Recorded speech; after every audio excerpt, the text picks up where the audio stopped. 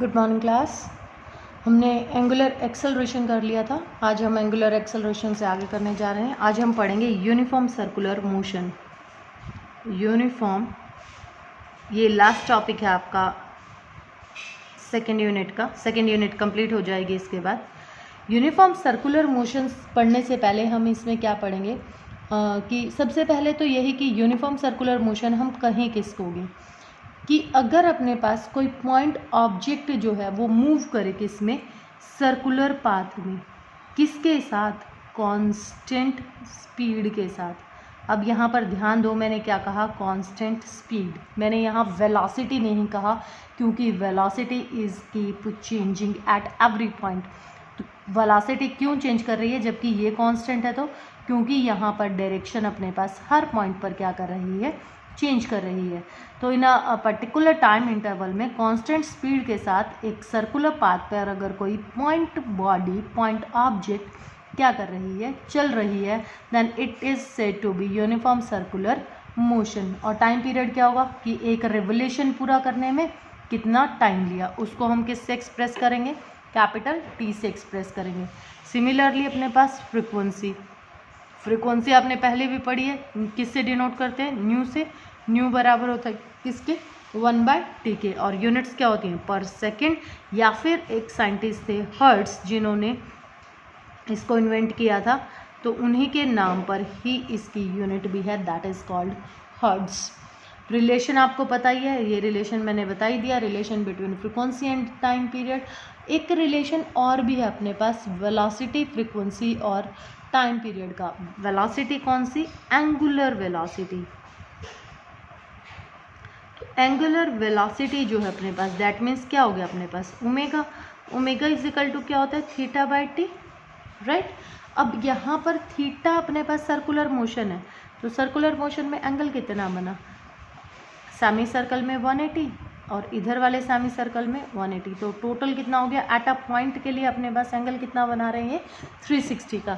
That means कि angle कितना बन रहा है अपने पास, 2π का। तो 2π/t अभी रिलेशन हमने निकाला था, तो ओमेगा इज इक्वल टू किसके बराबर हो जाएगा, 2π न्यू के बराबर। तो ये रिलेशन होता है हमारा किसका, एंगुलर वेलोसिटी, फ्रीक्वेंसी और टाइम पीरियड के लिए बात करें तो ये हो जाएगा, और फ्रीक्वेंसी के लिए बात करें तो ये हो जाएगा। अब एक चीज़ आती है अपने पास, that is called centripetal acceleration. Centripetal acceleration का मतलब क्या होता है यहाँ पर कि अगर अपने पास कोई ऑब्जेक्ट किसी पॉइंट से बंध कर घूम रही है, यानी सर्कुलर मोशन कर रही है, तो जब ये चल रही है ना, तो एक एक्सेलरेशन प्रोड्यूस्ड होता है, जो कि कहाँ प्रोड्यूस्ड होता है, टुवर्ड्स द सेंटर।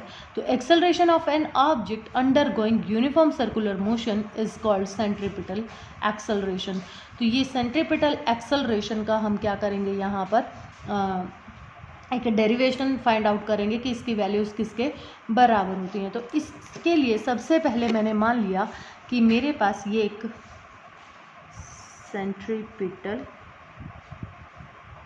एक्सेलरेशन, तो सेंट्रीपिटल एक्सेलरेशन में अपने पास क्या होगा कि ये मैंने माना कि मेरे पास ये एक सर्कुलर मोशन में बॉडी घूम रही है, और मैंने मान लिया कि ये इसका क्या है, अपने पास सेंटर है।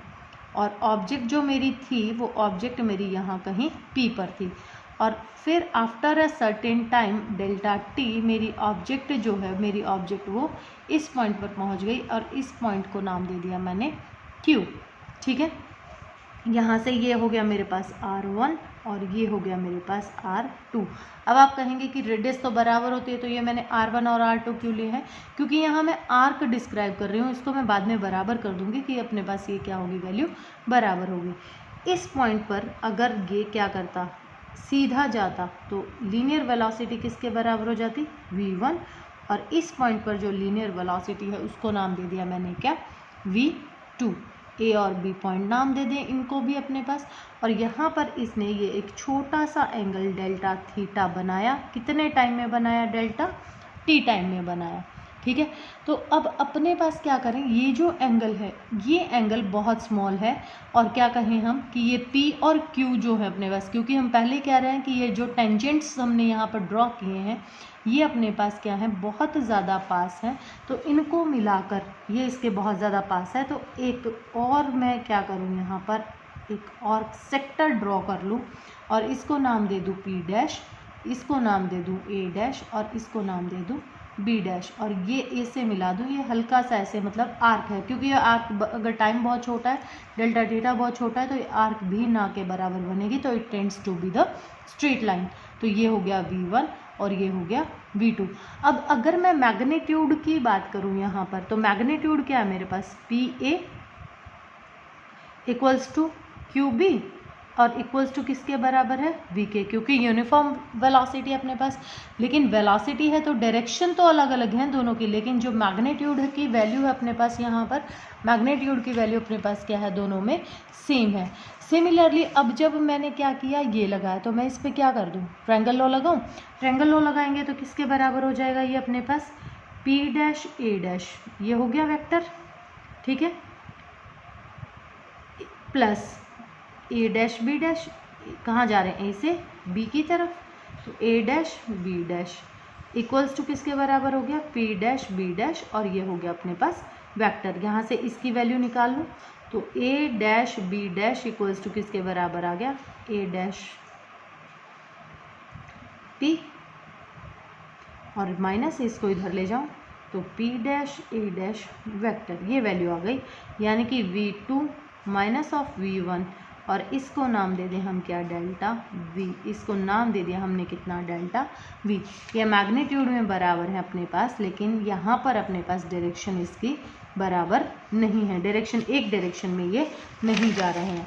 तो अगर अब मैं कहूँ कि मेरे पास क्या कर रहा हो कि अगर डेल्टा T जो है वो टेंड कर रहा हो किसकी तरफ, ज़ीरो की तरफ, तो यानी कि थीटा की वैल्यू निकालो। थीटा क्या होता है अपने पास, आर्क बाय रेडियस, राइट।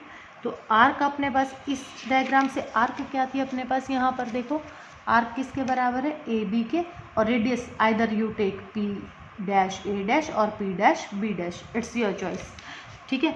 तो क्योंकि हमने इनको दोनों को बराबर नाम दिया था, तो ये हो जाएगा अपने पास A dash B dash divided by P dash A dash. तो A डैश B डैश किसके बराबर था, डेल्टा V, और ये किसके बराबर अपने पास, V के बराबर। मैग्नीट्यूड लगा दें यहाँ पर अपने पास। अब थीटा इज इक्वल टू, और क्या फॉर्मूला था, omega is equal to angular velocity is equal to angular displacement upon time, यानी कि थीटा की वैल्यू यहाँ से क्या आ जाएगी अपने पास, ओमेगा डेल्टा टी। ये वैल्यू यहाँ पर क्या कर सकती हूँ, पुट कर सकते हो, यहाँ वैल्यू पुट करो तो omega delta T equals to delta V by V, ठीक है। इस V को तो ले जाऊँ मैं यहाँ पर, तो V omega equals to delta V upon delta T। तो change in velocity with respect to time period क्या प्रोवाइड करेगा अपने को, एक्सेलरेशन, और ये एक्सेलरेशन कैसा कहलाएगा, सेंट्रीपिटल एक्सेलरेशन। तो इस यहाँ पर C नाम रख दें हम, और अपने पास वैल्यू क्या आ जाएगी, A is equal to V omega.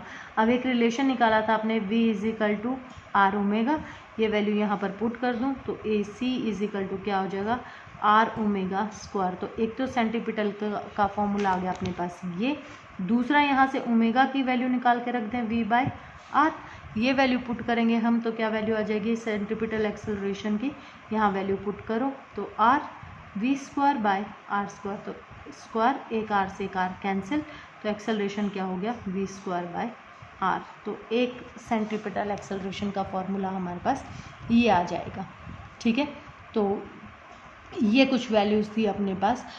जब भी कोई बॉडी अपने पास चल रही होती है तो उसके पास दो तरीके के एक्सेलरेशंस होते हैं, और वो दो तरीके के एक्सेलरेशंस अपने पास कौन कौन से होते हैं, एक तो होता है सेंट्रीपिटल एक्सेलरेशन और दूसरा होता है टेंजेंशियल एक्सेलरेशन, ठीक है, टेंजेंशियल एक्सेलरेशन। लेकिन दोनों एक ही टाइम पर कभी भी एक्ट नहीं करते हैं, यानी कि जो टोटल एक्सेलरेशन है ना अपने पास वो क्या होगा, AC प्लस AT। अगर इसकी वैल्यू ज़ीरो हो जाएगी तो इसकी वैल्यू होगी, इसकी ज़ीरो हो जाएगी तो इसकी कोई ना कोई वैल्यू होगी अपने पास। इसका वही फिर से अगर मैं परपेंडिकुलर है क्योंकि अपने पास जैसे ये घूम रहा है, तो टेंजेंशियल तो लीनियर किस तरीके से जाएगा ये, और सेंट्रीपिटल कहाँ लगेगा, टुवर्ड्स द सेंटर। तो ये तो सेंटर हो गया, ये टेंजेंशियल हो गया, तो दोनों के बीच में एंगल कितना बना, 90 का। तो यानी कि यहाँ से वैल्यू निकालो तो क्या हो जाएगा, A square AT square plus 2AC AT cos of कितना 90, और कॉस 90 कितना होगा 0, तो ये वैल्यू 0 हो जाएगी। तो एक्सेलरेशन का जो मैग्नीट्यूड होगा it is equals to AC² upon into 80²।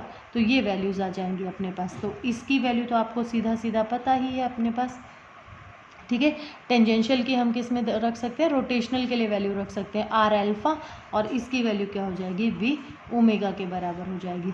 तो स्पेशल केस अपने पास यही है कि अगर अपने पास टेंजेंशियल एक्सेलरेशन है तो we have only centripetal acceleration, तो पार्टिकल जो होगा वो क्या करेगा, सर्कुलर मोशन में मूव करेगा विद द एंगुलर वेलोसिटी, और मैग्नीट्यूड जो होगा वो कितना हो जाएगा V²/r। और अगर अपने पास सेंट्रीपिटल 0 है तो ओनली टेंजेंशियल एक्सेलरेशन होगा। तो इस केस में अपने पास जो पार्टिकल होगा will accelerate along the tangent to the circular path. जैसे कि आप कोई एक पत्थर आपने लिया और वो पत्थर आप ऐसे घुमा रहे हैं और कहीं पर आपने वो फोर्स हटा दी, तो पत्थर जहाँ कहीं पर भी रुकेगा वो सेंटर की जाने की तरफ बजाय कैसे जाएगा, सीधा जाएगा। तो वो जो एक्सेलरेशन होगा that is called the tangential acceleration. तो ये इसका आपका लास्ट टॉपिक था। सेकेंड यूनिट यहाँ आपकी कंप्लीट हो जाती है, और इसके छोटे छोटे न्यूमेरिकल्स हैं, वो न्यूमेरिकल्स आप ट्राई कीजिए, कॉन्सेप्चुअल क्वेश्चंस ट्राई कीजिए। तो अब मैं आपको कल से थर्ड यूनिट शुरू करवा दूँगी।